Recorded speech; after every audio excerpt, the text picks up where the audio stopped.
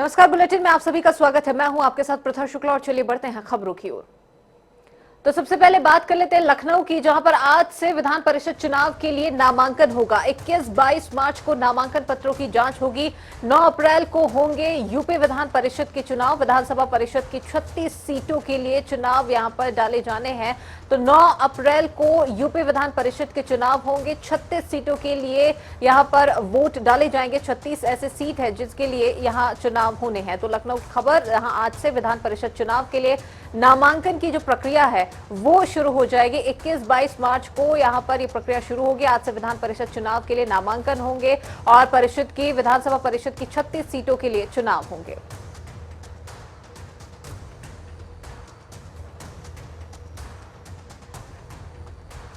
और चलिए इसी संबंधित और भी ज्यादा जानकारी के लिए अनूप कुमार सिंह सहयोगी हमारे साथ सीधे इस वक्त जुड़ चुके हैं। अनूप, जानना चाहेंगे आपसे, यूपी विधान परिषद का चुनाव होना है 36 सीटों के लिए, क्या कुछ अपडेट इससे संबंधित? देखिए, आज नामांकन प्रक्रिया उत्तर प्रदेश में शुरू हो जाएगी। निश्चित तौर पे 36 सीटों पर जिस तरीके से एमएलसी का चुनाव होना है, तो सभी पार्टियां तैयारी कर रही कि पूर्ण बहुमत से किस तरीके से आए। हालांकि पार्टियां बीजेपी की बात करें या समाजवादी पार्टी की बात करें, मंथन करने में जुटी हैं, बैठकों का दौर जारी है कि ऐसे में प्रत्याशी जिताऊ हो लोकप्रियता के हिसाब से और जातिगत समीकरण, क्योंकि इन एमएलसीओं के माध्यम से 2024 को भी फतेह करना है। तो निश्चित तौर पे जो पार्टियां हैं वो मंथन करने में लगी हैं कि प्रत्याशियों को उतारने के बाद उनको पूर्ण बहुमत से, चूंकि विधान परिषद में अपना बहुमत साबित लाने के लिए लगातार तैयारियां कर रही हैं। 19 मार्च तक जो नामांकन प्रक्रिया है, उसके बाद प्रपत्रों की जांच होगी, फिर नाम वापसी और फिर 9 मार्च को चुनाव होगा और 12 मार्च को मतगणना हो जाएगी। तो निश्चित तौर पे एक पार्टियां हैं वो लगातार मंथन कर रही हैं। हालांकि पिछले जो योगी जो फर्स्ट सरकार की बात करें तो समाजवादी पार्टी का विधान परिषद में पूर्ण बहुमत से जलवा रहा है। निश्चित तौर पे समाजवादी पार्टी कोशिश करेगी कि 2017 के बाद एमएलसी की जो संख्या थी वो विधान परिषद में ज्यादा थी समाजवादी पार्टी की, तो इस बार भी कोशिश करेगी कि पूर्ण बहुमत से समाजवादी पार्टी अपना जलवा बरकरार रखे। भारतीय जनता पार्टी कोशिश करेगी जिस तरीके से विधानसभा में बड़ी एक जीत हासिल की है, उसी प्रकार से विधान परिषद में भी उनकी जो संख्या है वो संख्या बल ज्यादा रहे, ताकि लगातार जिस तरीके से जो सदन चलता है उसमें प्रक्रिया पिछली बार या हमेशा देखने को मिलती है। अगर पूर्ण बहुमत से सदन होता है तो काम आसान होते हैं, जो डिबेट होती वो ज्यादा देर सदन चल पाता है। लेकिन जब भी बहुमत कभी कम होता, जैसे पिछले सरकार की बात करें समाजवादी पार्टी के बहुमत ज्यादा था, तो ऐसे में सदन चलाने में भी बहुत सारी दिक्कतें आती हैं और जो बिल होते हैं उसको पर भी चर्चाएं कम हो पाती हैं। तो निश्चित तौर पे सरकार इस बार बीजेपी कोशिश करेगी कि बहुमत भाजपा का रहे। समाजवादी पार्टी लगातार कोशिश कर रही है कि पूर्ण बहुमत से जिस तरीके से पिछली सदन में रहा है उसी प्रकार से रहे। अब देखना यह होगा कि तैयारियां की जोरों पे जो पार्टियां कर रही हैं वो किस तरीके से अपने मुकाम तक पहुंचा पाएंगी, क्योंकि अभी फिलहाल जिस तरीके से जो प्रत्याशियों का चयन लगातार बैठकों के माध्यम से हो रहा है, मैदान में अभी कोई नहीं आया है। अब देखना यह होगा कि समाजवादी पार्टी किन प्रत्याशियों को, किन चेहरों को सामने लाती है, क्योंकि अब समाजवादी पार्टी अभी जिस तरीके से सरकार बनाने में अपनी कामयाबी नाकाम हो गई है, निश्चित तौर पे कोशिश करेगी कि एमएलसी के चुनाव में कोशिश करके अपना बहुमत लाए।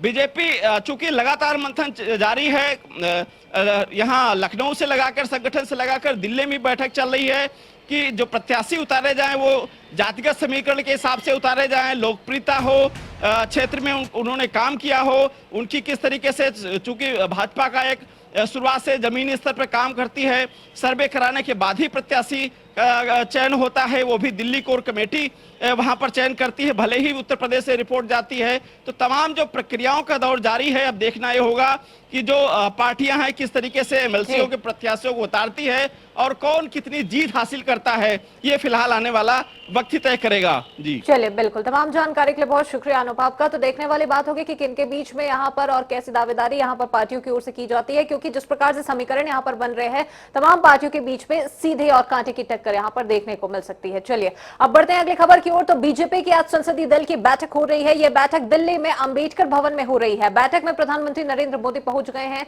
इसके अलावा गृह मंत्री अमित शाह, बीजेपी अध्यक्ष जेपी नड्डा भी बैठक में मौजूद है। यह बैठक ऐसे वक्त पर हो रही है जब हाल ही में बीजेपी को 4 राज्यों में जीत मिली है। ऐसे में यह बैठक काफी अहम मानी जा रही है। बताया यह भी जा रहा है कि पीएम मोदी बीजेपी सांसदों को संबोधित भी करेंगे। बैठक शुरू होने से पहले स्वर कोकिला लता मंगेशकर को श्रद्धांजलि दी गई। यूक्रेन की स्थिति पर विदेश मंत्री के द्वारा प्रेजेंटेशन दिया जाएगा। साथ ही पीएम मोदी और जेपी नड्डा का मार्गदर्शन मिलेगा। तो बीजेपी संसदीय दल की बैठक यहां पर हो रही है और काफी अहम और महत्वपूर्ण ये बैठक यहां पर मानी जा रही है। प्रधानमंत्री नरेंद्र मोदी से लेकर तमाम जो केंद्रीय पदाधिकारी है सभी यहां पर मौजूद हैं। और साथ ही साथ में यहां आपको बता दें कि पीएम मोदी और जेपी नड्डा का मार्गदर्शन यहां पर कार्यकर्ताओं को, पदाधिकारियों को दिया जाएगा। जीत का मंत्र उनकी ओर से दिया जाएगा। यह मीटिंग ऐसे वक्त पर हो रही है जब हाल ही में विधानसभा चुनाव जिस प्रकार से 5 राज्यों में हुए हैं, उनमें 4 राज्यों पर बीजेपी को बड़ी जीत मिली है।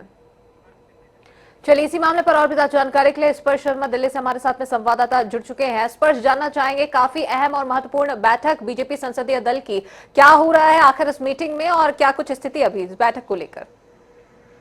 देखिए, बिल्कुल बीजेपी संसदीय दल की ये बैठक हुई है। इसमें तमाम सांसदों को, राज्यसभा के हों या लोकसभा के, उनको जो है पहुंचने के लिए कहा गया था। प्रधानमंत्री नरेंद्र मोदी का भव्य स्वागत जो है, जिस तरीके से 5 राज्यों में से 4 राज्यों में भारतीय जनता पार्टी की जीत होती हुई नजर आई, उसके संदर्भ में किया गया। हमने देखा किस तरह की जो तस्वीरें है वो भी निकलकर सामने है। प्रधानमंत्री नरेंद्र मोदी का जब स्वागत इस समय किया जा रहा था तो जो भारतीय जनता पार्टी के राष्ट्रीय अध्यक्ष जेपी नड्डा, उनको जो है प्रधानमंत्री नरेंद्र मोदी ने स्टेज पर बुलाया, क्योंकि कहीं ना कहीं पार्टी का जो नेतृत्व है वो जो है करते हुए नजर आते हैं। तो ऐसे में इस जीत को लेकर जो है कहीं ना कहीं जो है ये पूरी संसदीय दल की बैठक देखने को मिलती नजर आ रही थी। और उसके साथ साथ अब आने वाले समय में इन 4 राज्यों में भारतीय जनता पार्टी किस तरह की कार्य प्रणाली सरकार चलाती हुई नजर आएगी, इन तमाम मसलों को लेकर प्रधानमंत्री नरेंद्र मोदी का संबोधन भी होता हुआ फिलहाल नजर आएगा।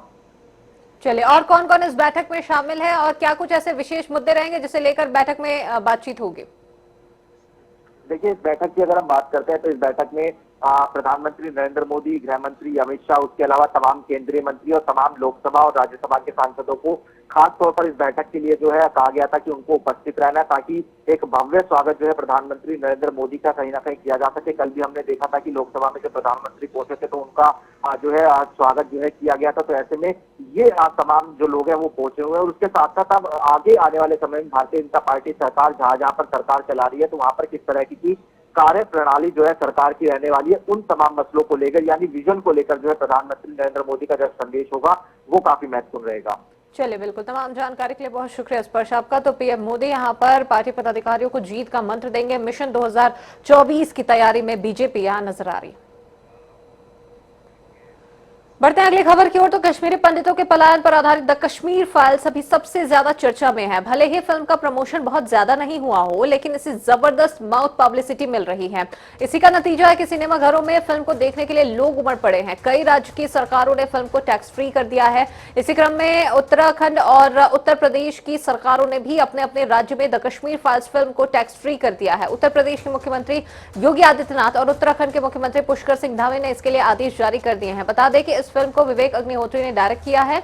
यह कश्मीर से 90 के दशक में कश्मीरी पंडितों के पलायन के दर्द की कहानी पर आधारित है। आपको बता दें कि डिप्टी सीएम केशव प्रसाद मौर्य ने भी थिएटर में यह फिल्म देखी और इसकी जमकर तारीफ की। फिल्म देखने के बाद उन्होंने लोगों को इस फिल्म को देखने की अपील भी की थी। बड़ी खबर लखनऊ से, जहां पर हार के बाद बीएसपी सुप्रीमो मायावती का बड़ा फैसला। तो यहां पर जिस प्रकार से विधानसभा चुनाव हुए हैं और करारी हार बीएसपी को मिली है, इसके बाद सुप्रीमो मायावती की ओर से बड़ा फैसला आया है। बसपा ने अपना लोकसभा दल का नेता बदल दिया है। गिरीश चंद्र जाटव को लोकसभा में नेता पद की जिम्मेदारी दी गई है। सांसद रितेश पांडे को लोकसभा नेता पद से हटा दिया गया है। तो एक बड़ा परिवर्तन पार्टी के भीतर यहां पर किया गया है, जहां पर सांसद रितेश पांडे जो कि पहले इस पद पर आसीन थे, उन्हें लोकसभा नेता पद से हटा दिया गया है। अब यहां पर इन्हें दूसरे को जिम्मा दिया गया है। तो हाल ही में जिस प्रकार से 5 राज्यों में विधानसभा चुनाव हुए हैं, उत्तर प्रदेश की अगर बात करें तो यहां पर भी उत्तर प्रदेश समेत कई राज्य रहे हैं। 4 राज्य जहां पर बीजेपी ने जीत दर्ज की है, उनमें से एक उत्तर प्रदेश भी शामिल है। लेकिन यहां बसपा का जिस प्रकार से प्रदर्शन रहा है, अब इसी के बाद हार के बाद बसपा सुप्रीमो मायावती ने ये बड़ा फैसला लिया है और बसपा ने अपना लोकसभा दल का नेता बदल दिया। तो लोकसभा में नेता पद की जिम्मेदारी सांसद रितेश पांडे को, यहां आपको बता दें कि सांसद रितेश पांडे को लोकसभा नेता पद से हटा दिया गया है। पहले यही इस पद पर आसीन थे, तो सांसद रितेश पांडे जो कि लोकसभा नेता पद से उन्हें हटा दिया गया है। तो बसपा सुप्रीमो मायावती ने यह बड़ा और अहम निर्णय लिया है। चलिए बढ़ते हैं आगे अगली खबर की ओर। तो यूपी एटीएस के आतंकियों के खिलाफ कार्रवाई लगातार जारी है। सहारनपुर में देवबंद में नजमी हॉस्टल से जिन 3 युवकों को एटीएस ने 2 दिन पहले उठाया था, उनमें से एक के खिलाफ देवबंद थाने में राष्ट्र विरोधी गतिविधियों में शामिल होने का मुकदमा दर्ज किया गया है। आरोप है कि वह लश्कर-ए-तैयबा नाम के आतंकी संगठन से जुड़ा है। जांच में सामने आया है कि आरोपी युवक इनामुल हक लश्कर-ए-तैयबा आतंकी संगठन के सदस्यों से जुड़ा था और पाकिस्तान अफगानिस्तान जाकर हथियारों की ट्रेनिंग लेना चाहता था। इसके अलावा इंटरनेट मीडिया पर भड़काऊ वीडियो डालकर एक समुदाय के युवकों को देश के खिलाफ भड़का रहा था। देवबंद कोतवाली प्रभारी प्रभाकर केंतुरा ने बताया कि एटीएस की तहरीर पर मुकदमा दर्ज कर लिया गया है। आरोपियों को अदालत में पेश करने के बाद जेल भेज दिया गया है। एटीएस ने मध्य प्रदेश की राजधानी भोपाल से भी 2 दिन पहले 5 आतंकियों को गिरफ्तार किया।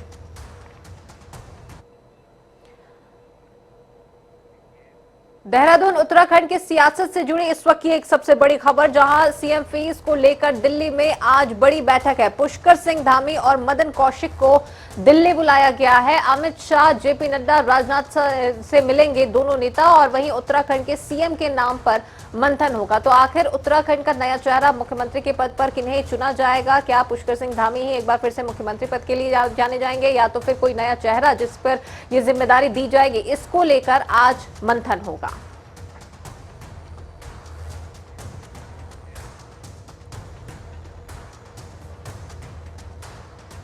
तो चलिए इसी मामले पर और भी ज्यादा जानकारी के लिए सबसे पहले देहरादून और दिल्ली हमारे साथ दोनों जगह से सहयोगी जुड़े हुए हैं। सबसे पहले देहरादून चलते हैं, नवीन शुक्ला हमारे साथ में जुड़ चुके हैं। नवीन, आपसे जानना चाहेंगे क्या लगता है, क्या कुछ स्थिति निर्मित हो रही, क्योंकि उत्तराखंड में सीएम के नाम पर आज दिल्ली में महत्वपूर्ण बैठक होनी है, मंथन होना है, क्या कुछ समीकरण बनते दिखाई दे रहे हैं? जी निश्चित तौर पर बीजेपी की प्रचंड जीत के बाद अब जब पार्टी आला कमान ने बड़े नेताओं को दिल्ली बुलाया है, इसके साथ ही मुख्यमंत्री पुष्कर सिंह धामी और प्रदेश अध्यक्ष मदन कौशिक और संगठन महामंत्री अजय कुमार को दिल्ली बुलाया गया है। कहीं ना कहीं एक बड़ी तैयारी की जा रही है कि मुख्यमंत्री का चेहरा कौन होगा और किसको मुख्यमंत्री बनाया जाएगा। इसको लेकर अब पार्टी आला कमान बैठक लेगी। बैठक के बाद निर्णय लिया जाएगा कि कौन मुख्यमंत्री होगा। इसके साथ ही जो पुराने ग्राफ हैं उसको भी खंगाला जाएगा कि किस तरीके से कार्य जो पार्टी के पदाधिकारी उन्होंने किया है और क्या कुछ रणनीति बनाई जिसके तहत कि जो बीजेपी की प्रचंड जीत हुई है, इसको लेकर लगातार मंथन का दौर जारी है। बड़े नेताओं का दिल्ली जारी है। अभी पिछले दिनों में ही बड़े नेता दिल्ली गए हैं। इसके साथ ही अब मुख्यमंत्री पुष्कर सिंह धामी, प्रदेश अध्यक्ष मदन कौशिक को दिल्ली बुलाया गया। तो कहीं ना कहीं एक बड़ी तैयारी की जा रही है कि मुख्यमंत्री का चेहरा कौन बनेगा।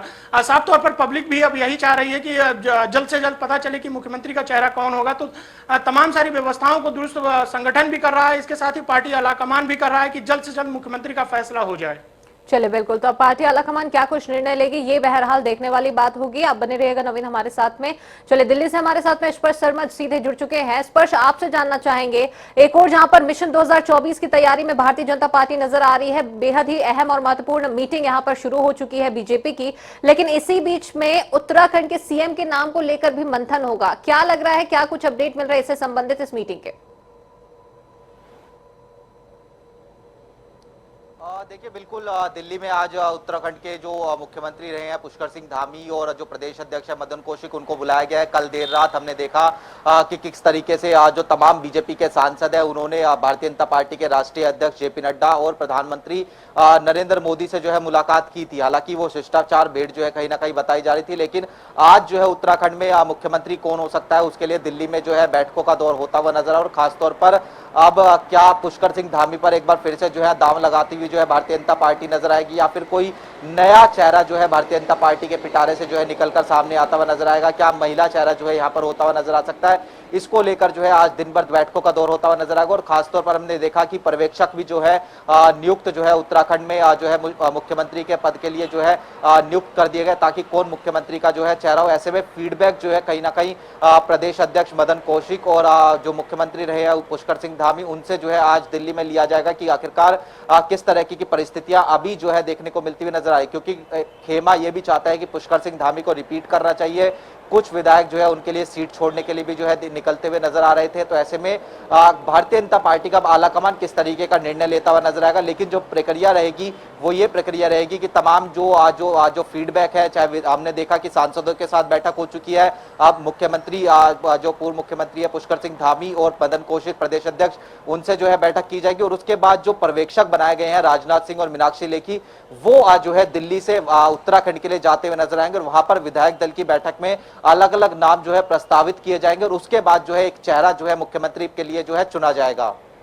चलिए, बिल्कुल, तो देखने वाली बात होगी कि क्या कुछ और कैसे यहाँ पर हालात बनते हैं और क्या कुछ तस्वीर निकलकर पार्टी के भीतर से बाहर आती है। चलिए, आप दोनों का बहुत शुक्रिया। तो यहाँ आपको बता दें कि आज दिल्ली में एक बड़ी और महत्वपूर्ण फैसला यहाँ पर लिया जा सकता है, क्योंकि उत्तराखंड में सीएम के चेहरे की दावेदारी यहाँ पर किन की ओर से की जाएगी और किन्हें यह नया जिम्मा पार्टी आलाकमान सौंपेगी, ये बहरहाल देखना दिलचस्प होगा। बढ़ते हैं आगे। हिजाब विवाद से जुड़ी एक खबर, जहां पर कर्नाटक हाईकोर्ट ने बड़ा निर्णय इससे लिया है कि कर्नाटक हिजाब विवाद में छात्रों की याचिका खारिज कर दी गई है। हिजाब धर्म का अनिवार्य हिस्सा नहीं है, ये हाईकोर्ट ने कहा है। स्कूल कॉलेजेस का प्रोटोकॉल मानना होगा, ये हाईकोर्ट ने कहा है। तो हिजाब विवाद जो कि पिछले लंबे समय से चलता आ रहा था, इसे लेकर कई जगह दंगे भी हुए, विवाद की स्थिति भी यहां पर निर्मित हुई है।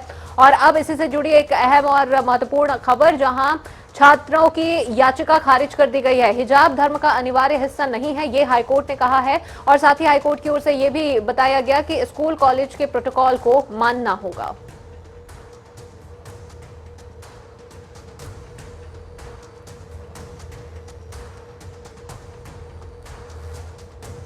तो पिछले लंबे समय से हिजाब विवाद को लेकर, जिस प्रकार से हिजाब मामले को लेकर विवाद जैसी स्थिति निर्मित हो रही थी, जगह जगह दंगे फसाद हो रहे थे, प्रदर्शन यहां पर किया जा रहा था, सभी छात्रों में लगातार आक्रोश भी देखने को मिल रहा था। अब इसी से जुड़ी एक लेटेस्ट अपडेट, जहां पर छात्रों की ओर से जो याचिका दायर की गई थी उसे खारिज कर दिया गया है। हाईकोर्ट ने यह दलील दी है, हाईकोर्ट ने यह कहा है कि हिजाब धर्म का अनिवार्य हिस्सा नहीं है, वहीं जो स्कूल और कॉलेजेस में जो प्रोटोकॉल बनाए जाएंगे उसे मानना छात्रों को अनिवार्य होगा।